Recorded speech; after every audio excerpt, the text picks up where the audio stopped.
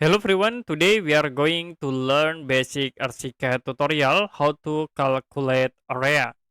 So as example, I will draw walls and we use the continuous wall.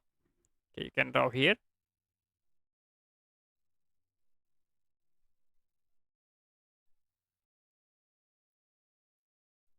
Now if you want to calculate this area, we can use the fill tools, use this icon, fill tool.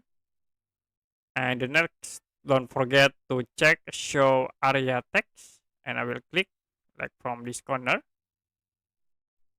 Move into the corner to set for the area and finish. Click at this point. You can click to apply. So the area you can see 101,83. Another option, you also can use the measure tools. Click the measure. You can click from the corner. The area will be show in near cursor. So that's it for a basic Archicad tutorial how to calculate area.